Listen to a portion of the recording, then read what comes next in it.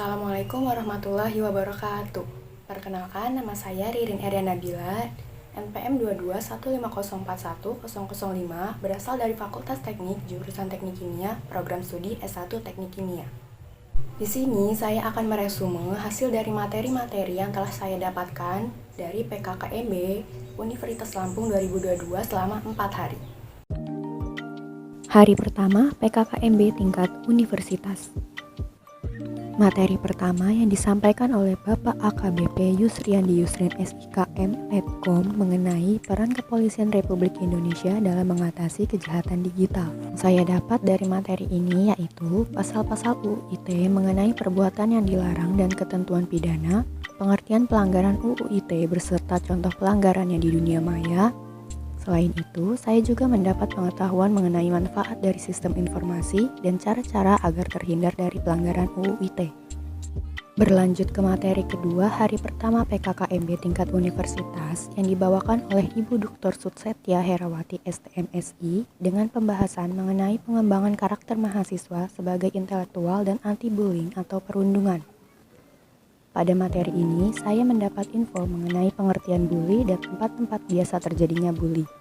Selain itu, kami dikenalkan dengan tanggung jawab kami sebagai generasi muda, juga bentuk-bentuk kemunduran kebudayaan yang negara kita alami.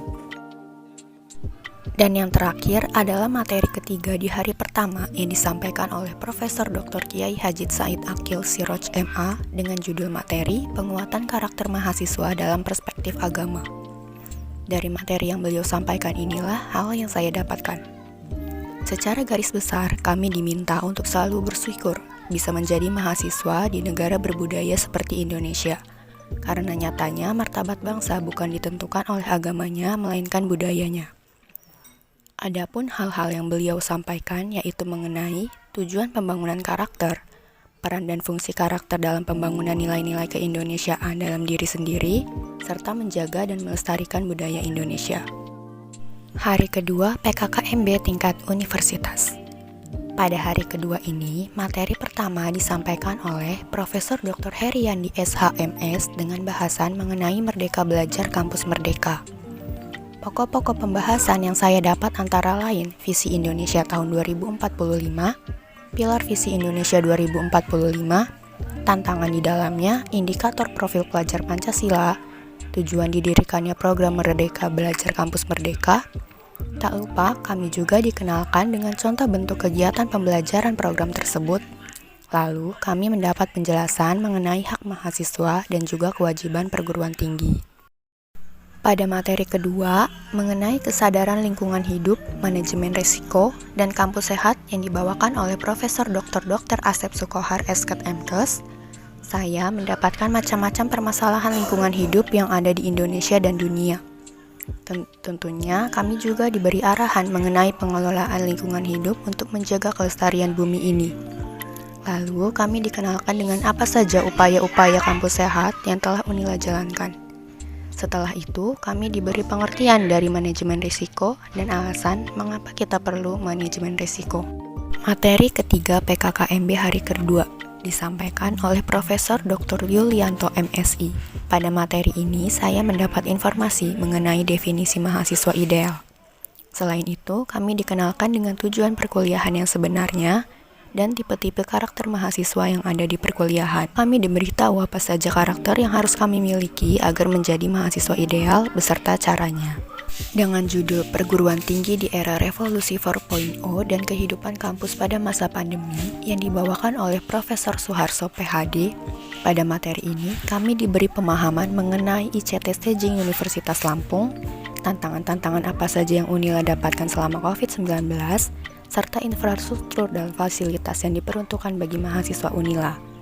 Lalu yang terakhir kami dikenalkan dengan penampilan-penampilan UKM yang ada di Universitas Lampung. Selanjutnya adalah PKKMB tingkat fakultas. Pada materi pertama disampaikan oleh Dr. Eng Helmi Fitriawan STMSC, bertemakan pembelajaran di perguruan tinggi di era 4.0 dan plagiarisme. Kami dikenalkan dengan jurusan dan prodi yang ada di Fakultas Teknik Unila, serta dosen-dosen dan tenaga pendidik di FT Unila. Selain itu, saya mendapat informasi mengenai data mahasiswa baru FT Unila 2022 dan pimpinan jurusan Fakultas Teknik Unila. Lalu, kami juga diberi pemahaman mengenai literasi baru untuk menghadapi era 4.0, dan yang terakhir, pemahaman mengenai 7 skill yang kami sebagai mahasiswa harus miliki. Materi selanjutnya yang disampaikan oleh Bapak Dr. Muhammad Irsyad, STMT, tentang sistem perkuliahan dan peraturan akademik. Berikut adalah pokok-pokok pembahasan yang saya dapatkan. Materi selanjutnya yang disampaikan oleh Ibu Vera Agustina Nurhida, STMT PhD, yang berjudul Sarana Prasarana dan Biaya Studi. Saya mendapat pengarahan mengenai sarana dan prasarana Universitas Lampung, penjelasan mengenai BKT, UKT, dan macam-macam keringanan UKT. Di materi terakhir PKKMB tingkat fakultas ini, yang bertemakan hak dan kewajiban mahasiswa, kompetisi, dan beasiswa, yang disampaikan oleh Dr. Eng Ageng Satmono Repelianto, STMT. Saya mendapat pengetahuan mengenai peraturan rektor tentang hak dan kewajiban mahasiswa Universitas Lampung, dan juga macam-macam beasiswa yang ada di Unila. Dan yang terakhir adalah PKKMB hari keempat tingkat jurusan. Pada PKKMB ini, Ibu Yuli Darni, STMT, selaku Ketua Jurusan Teknik Kimia, memberi saya pengetahuan-pengetahuan tentang jurusan Teknik Kimia Universitas Lampung. Mulai dari sejarah, visi misi, staf pengajar, fasilitas perkuliahan beserta fasilitas laboratorium, juga kerjasama yang jurusan Teknik Kimia lakukan. Lalu ada pula penjelasan berupa kiprah alumni Teknik Kimia Unila. Dan pada akhir acara, kami dikenalkan dengan Himpunan Mahasiswa Teknik Kimia Unila atau Himetemia Unila. Itu dia hal-hal yang saya dapatkan dari PKKMB Universitas Lampung tahun 2022. Terima kasih.